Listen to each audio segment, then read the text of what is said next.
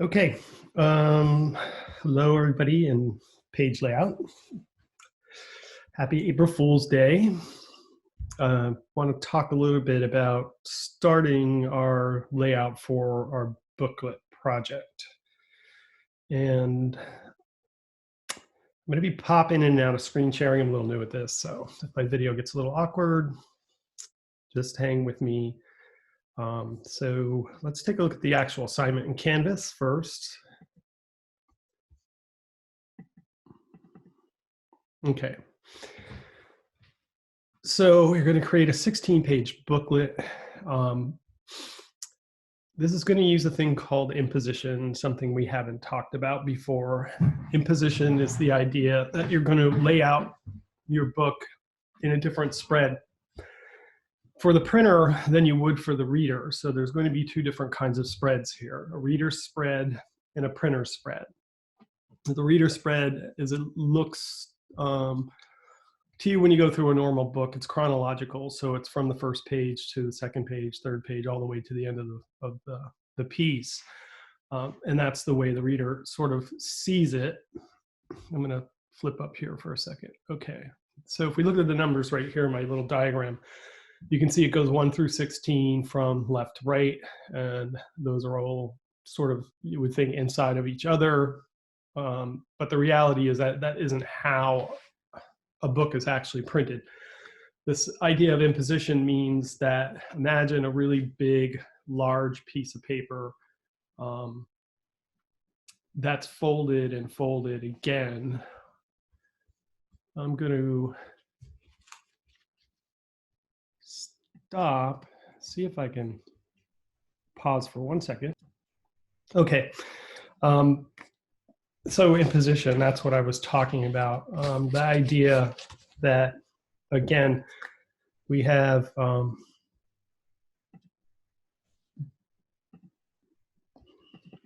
this notion here where if you look at the right side where it says printer spread, you're going to see 16 when the faded 15. That means that page 15 is actually the page that is on the back side of page 16. So and page 1 has page 2 printed on the back side. So imagine if these two sheets were just together or they were printed together as one thing, page 16, page 1, then they would be flipped over in a stack and then printed again with page 15 on the reverse side of 16 and page 2 on the back of page 1. So let me go back to here. Okay. So what does that mean? If they're making a really, really large book, okay, something that is anywhere over 100 or more pages, big sheet of paper, right? Oops, ooh, my background is preventing this. Okay, so, all right, I may have to rethink this. So I can't fold it with that background image. Let me see if I can show you this. All right, so now gonna have to start again. Hold on. Okay, so you get to see the real background instead of the virtual background. Kitchen over there, wall over there. So what's going on? If we were making a really big book, we'd have a really, really big piece of paper. So maybe, let's say 60 by 40, just for example, at this point. It could be even larger than that. So they're going to print all of the pages on this one side. They're going to flip it over and print a whole row of pages on the other side. So I'm going to fold this paper really simply. Okay, once and twice. So I have 2 folds, right? And I'm fold it again. And I'm going to fold it one more time. It could be folded a lot of times, but essentially what would happen is after this book, this is called a signature, this sort of group of pages I have together, right? They're going to trim it here, and trim it there. And then the side over here, on this side, is going to be left alone. That's the spine, and that's the part that goes into the book that's glued in. Some of you have maybe noticed, like your textbook, when you flip through it, like certain pages like try to stay together. Like you'll see a group of 32 pages and they sort of flop together, and then the next, as you flip through it again, the next group sort of falls open. That's because those are each represent the signatures. Okay, so this single piece of paper that was folded and folded and folded and then glued into the binding of the book.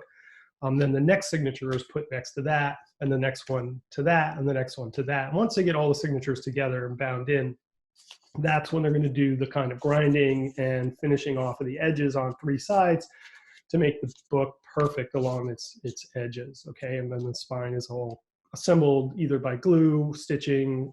There are some other methods. We're going to talk about saddle stitching possibly today. So your book, so when I unfold this, let's look at this first, right? I can see, and you can fold a piece of paper like this yourself, just fold it in half, fold it in half, fold it in half, fold it in half. And you see 1, 2, 3, 4, okay, and 1, 2, 3, 4. So this would be what they call 4 times 4, 16-page signature, right? So I've got 16 pages on one side, 16 pages on the other side. Right, this is the lowest kind of common denominator usually in industrial printing, is something this small. Sometimes you can have, so 16, the next size up would be double that, 32, 64. Those are all common signatures for pages. Our booklet is going to replicate that, but on a smaller scale. So you can grab any book in your house at all, anywhere, and you can count or look at the last page, okay?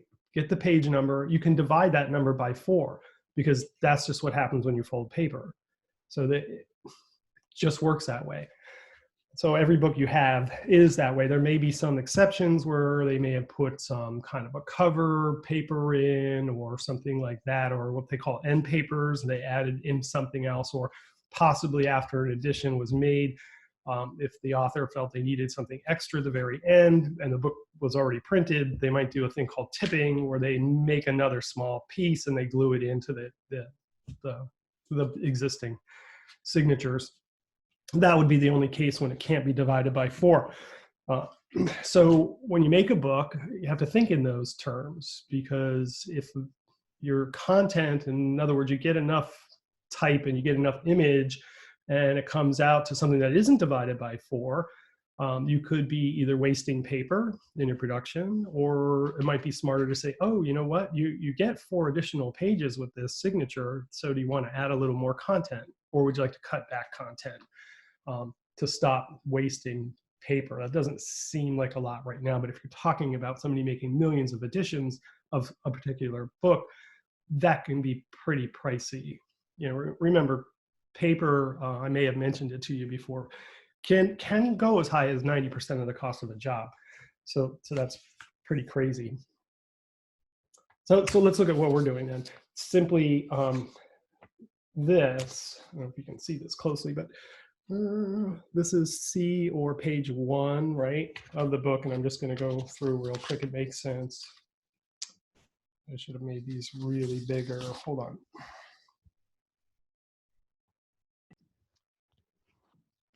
Okay, so I'm back. Realizing on video, right, you couldn't see what I was doing. So I may edit this in Premiere. I'm going to try that later, see how that works. So here I've just taken 4 sheets of paper, folded them together, and then labeled them, right? Each page, like I was going through a book. So page 1, opening it up to the surprising page 2 and page 3, followed by page 4 and page 5.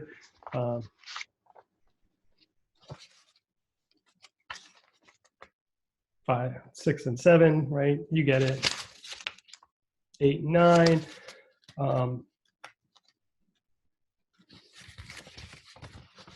Et cetera, et cetera.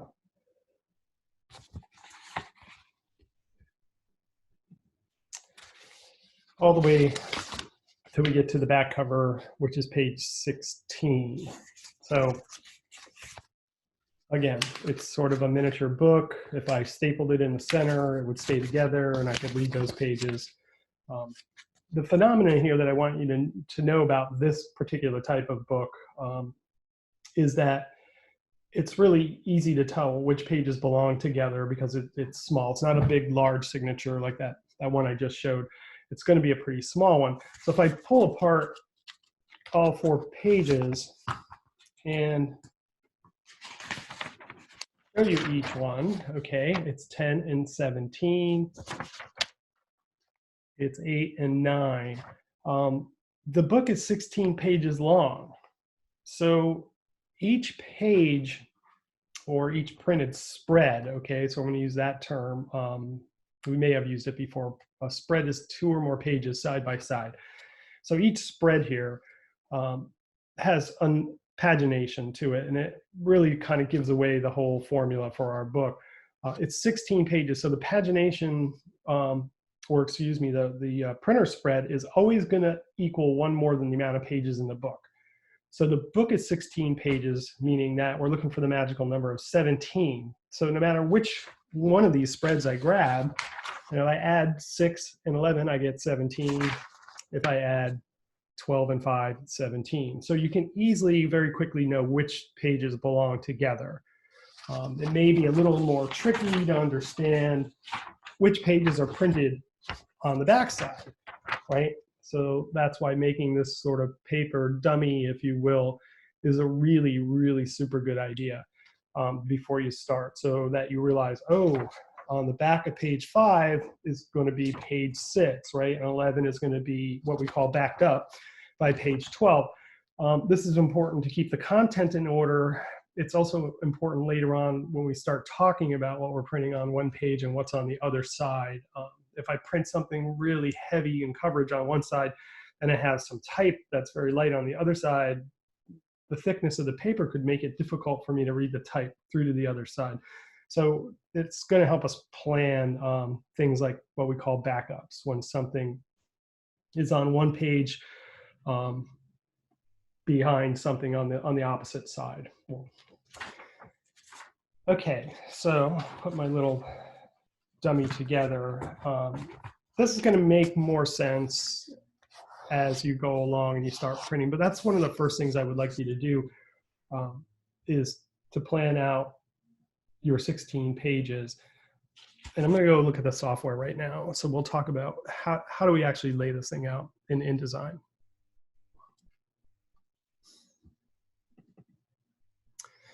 Okay, so here I am in the program and I'm going to start from scratch. You know, create new is what we want. And if we remember, so let's look at our specs here. So each individual page, it says, is going to be 4.75 inches by 7 inches. And you have the sort of concept of whether you're going to go portrait or landscape. If I was typically designing something like a menu or a catering guide, let's say, we normally think of those things as being in this portrait sort of feel. Again, you can look closer at this at Canvas if this view isn't that good, but hopefully it's good. Let me see if I can go.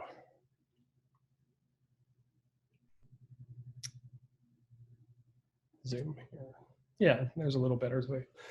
Okay, so that's your choice. If I was doing a booklet about, I don't know, motorcycles or race cars or something like that, I might want to go landscape, right? So I can get the whole length of a vehicle or whatever it is that I'm doing on that page. You know, maybe if I was doing a guide to ski resorts, right, I might want to do that landscape because that's going to give me a bigger view of a mountain or a mountainside or a run. So it does depend on your subject whether you go that way or not. Let's go back to InDesign. All right, so I'm creating a new document from scratch. And this is a print document, you could click on print, but our settings are going to be different than anything standard as far as sheet wise. I've made it this size so it'll fit on, you know, the paper we're going to use, the Super B. So InDesign, of course, by default wants to do everything in picas because it wants us to deal with points and picas and columns. And we've talked about that before, so that's not a problem. You can change it to inches right away, or you could just type in the equivalent, which we've talked about this before. In inches, you just got to make sure you type in IN or quotation mark afterward to translate from picas to inches. But for quick sake, we'll just say, okay, I'm going to change my units to inches. And it snaps up to 8.5 by 11. Let's say we're going to go landscape. So our width is going to be 7 inches and our height is going to be 4.5. All right. So our orientation is landscape. We want the number of pages. You could put them all in right now. We're going to talk about a couple different strategies: producing our cover separately, then the interior of the book, or just creating the whole book all together as one thing. So for today, we'll just think of it all as one. So we're going to put in the 16 pages right away. Of course, if you don't, you can always drag down pages, and maybe I'll show you that. I'll leave it at one. We'll just start with a single page, but we need facing pages, definitely. So that's checked by default. In our first project, we had to uncheck that, right? But for this project, we definitely need facing pages. Anytime anything is bound, glued, or has a bindery operation that assembles it, we're going to be creating facing pages documents. That puts us in the ability to move from reader spread to printer spread. But we will get a reader spread when we first start out. Starting on page 1, sure, that's fine. We can shuffle pages later if we need to. It's not a big deal. Primary text frame, you would only use that if you had type that you were going to flow in and you didn't know how much space that type was going to take. So if somebody handed me copy and I wasn't sure if it was 3 pages or 6 pages long, I might check that box so that when I place the copy, it just creates as many pages as I need to hold it for the time being. But we'll leave that blank because we're not sure what we're going to do there either. Columns, again, we've talked about columns. We've talked about using them as guides. We've talked about making guides. This is part of our grid system, right? If you're not sure, again, you can always add columns later, so I'm going to leave that alone. I leave the gutter column, space between columns, the gutter as is. I'll tell you what, but you know, 0.1667 is a weird number that they default to, but it doesn't matter. Again, that's something we can change later. Margins, it's going to default to 0.5. I'm okay with that for now. We don't need to have margins, but they're good there. We're gonna be changing those later. I'm gonna talk about a thing called creep, but and possibly at the end of this small lecture. But for now, we'll just leave that at its default as well. All right, so let's scroll down to the last thing. Bleed and slug, you guys know what that is. We've used them before. So we're gonna do a bleed of 0.125. Remember, that's extending beyond the trim, right? And we're gonna go all the way across with that. An odd phenomena is gonna happen though, because we have a book, we've had full bleed before, we're gonna by default get a thing called a 3/4 bleed. Because in the center where the 2 pages meet, we can't bleed on top of each other. It doesn't make any sense. Again, if you don't understand that right now, we'll go over it again. Okay, so I'm going to say create. I pretty much have everything I need. I'm set up to do 7 inches by 4.5 for each page. I've got facing pages, and I've set in a bleed of, it just changed on me, 0.125 or 1/8 of an inch, right? And with that little lock on, I can just hit the tab key and it goes across the board. Say create. Okay, so here's what our document looks like at this point. I'm going to do a little zooming out and select my pages palette.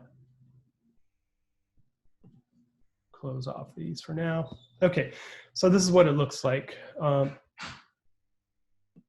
I've got, oops, it's great how that worked. I thought it was going to hold on to me. When I go to the drawing tools, it takes me out of the program, so that wasn't too helpful. All right, so here I am back. All right, so I just have to follow my cursor. I'm in the Pages palette, and I have one page. You can see there's this line here now. You may have seen that before if you created a document like this by default, by accident, without, that's the facing pages. The first page is always on the right. That may not seem too intuitive right now, but if we think back to this book and the idea that we have a cover, and then we open up the cover, I hold it like this. Hey, guess what? The front page is on what? The right, and the back page is on the left. So that may not be too intuitive to you right now, but that's the way it works. Because when we close the book, we just look at it from that standpoint, right? So we only have that side, the right side. Our master pages up here, we can just drag either none, or we can go ahead and pull down. I've got to get used to this. Okay. So, or pull down.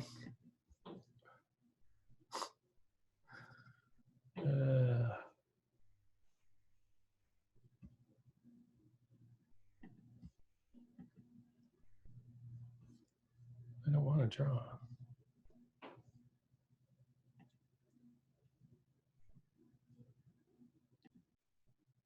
Okay, a little bit of a learning curve there.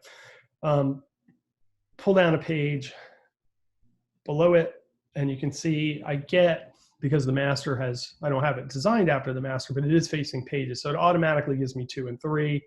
I can pull down the next set, the next set, the next set. Oops.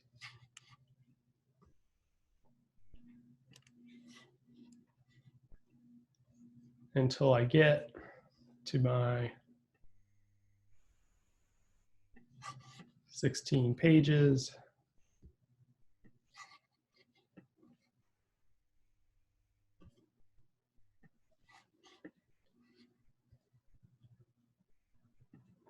All right.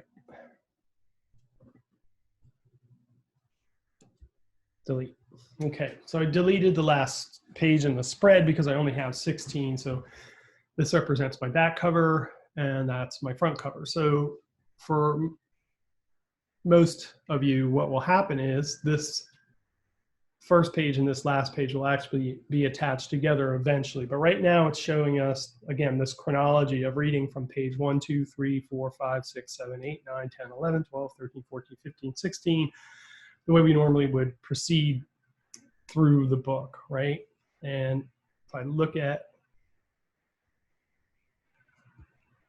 page 1, there I am. If I look at page 2, I can see that it is in fact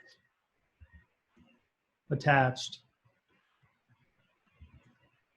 to page 3, right? So they're side by side, and there's my book layout. So this is what you're going to start with and save.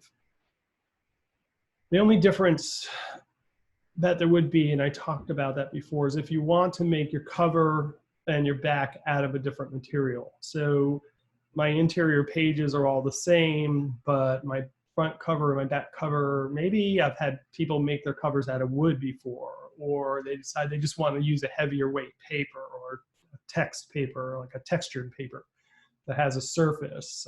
So they might choose a different material, right? So if you're thinking about that, that might be the only time that you might just lay this out as a 14-page thing, and then you would do your cover separately. Going back to, well, we're going to talk about mechanical things, what types of paper that you choose, how you decide to bind your book, all of those things really change the game about how you're going to design it. But for now, this is our basic layout. The thickness of the type of paper you use is going to matter too. So this is also really important that you make a paper dummy to do this with. Let me go back to my stop share. So this is something you need to do at home yourself. When you fold together these 16 pages of paper and try to do a really good job, like really fold them perfectly along the edge, right? So they line up. Or even better, you could fold each piece individually first by itself, right? So here's one sheet of paper folded in half. Then I'll fold the next one, matching up, right? The ends, really good. That's what I'm doing. I'm trying to match up, you know, so that it's perfect across the top. And so if we do all of them, all 4 sheets, and you stick them inside of each other, this one's pretty good. So seriously, take 4 sheets of paper, and the thicker the paper that is, the more of this phenomena you're going to notice. But when I put them inside of each other, you're going to notice along the edge, I don't know if you can see that really well, but the very inside spreads, okay? So the sheets of paper that are on the very inside are pushed out. They're displaced forward. And the very first page is down a couple 1/16 of an inch along the edge. So it's about there is where it starts. And then if I pull my finger back, it's hard to see, but maybe if I may make a little mark, you know, and then I can go like, oh yeah, look, there's a difference, right? Between this, there's a little bit of extra page, and that little mark shows me how much that page actually is sticking out past the first spread. So that's called creep. So what's going to happen, the more pages I put inside of each other, the further out they creep, that they move. What does that mean? It means you lose margin. So each page on the inside is getting smaller and smaller and smaller. At first, it's not so significant, but by the time you get in the middle, it's pretty significant. So if you're moving something too close to the edge, it's very important. It's going to get cut off. So we have to sort of account for creep. And creep, there's no mathematical formula for it because every paper has its own density, its own thickness, its own milling characteristics as far as what they've done to the surface. So when they fold it together, that kind of amount of creep is going to be different for every kind of paper that you're using. So if you made your paper dummy with, you know, copy paper from the copy machine, and then you went and used jet ink paper for your actual final piece, your creep is going to be different. So you need to actually make your paper dummy out of the thing that you're going to use in the end. So now's a really good time. Remember, design always starts at the end, meaning that you have to figure out what it's going to be at the end first, and then work your way back and solve all the little problems that are going to go on. So one of our problems is, wow, what kind of material do I want to use? What's the substrate? You know, am I going to get some really nice papers? Am I going to go to the paper source? That's one of the local companies where you can find different kinds of papers to use. I'm going to use a different paper for my cover than I am my interior. So you need to figure that out now, so that when you start making this, you can understand what this is going to be. You can measure this with a ruler and then start putting ruler guides out in InDesign and thinking that through. All right, that might be enough to get you started. Read through, go back to the file share here and look at our InDesign. Canvas, right? I'm looking, excuse me, Canvas, right? This is the Canvas link. I have you making a word mark here, logo type word mark. You can just come up with a mark if you want. You don't necessarily need to for this project. I think this is left over from a time before. What I do, whether you make a mark or not is up to you, but you may come up with a clever title for your book.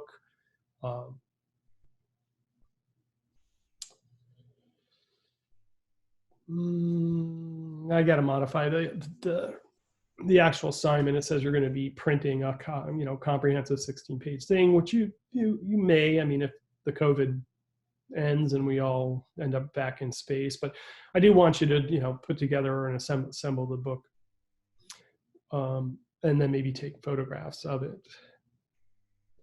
And you can get that printed a lot of different places, or you don't have to be present, right? You can send your book out to be printed at different places. We'll talk about that. Okay, so 4.75 by 7, that's not with the bleed, right? Or 7 by 4.75, right? Depending on whether you want to go portrait or landscape, that's something to think about. What kind of paper you're going to use. What your subject matter is a really, really new thing to start thinking about. And then we'll talk a little bit more about other problems that are unique to books themselves. If you have questions, you can contact me. I'm going to ask again, how many people have a computer with video access and can get a hold of Zoom, this program that I'm using for video? Because the way it's set up, we could actually hold a class where all of you were live and able to ask questions, and we could flip back and forth like we are now, only I'd have you here and you could hear each other's voice. So if you are able to get a computer that can do some live video time and with the Zoom software, let me know through Canvas or through a mail so that I know. And then I could set up a time. I could say, oh, we're going to have our actual real class time on Monday, the whatever, April something. And we could meet and go over some of these things, and I can answer your questions live. Again, I'm figuring most of this stuff out. So that's probably enough to get you excited and get you started. It's going to be fun. It's a fun assignment. I know often students have a really, really, really cool time doing this. I'm going to go back here and say, think about really fun things that you could do with this, this project. Go back to preferences. Hey, it's my virtual background again. I feel better, don't you? Okay.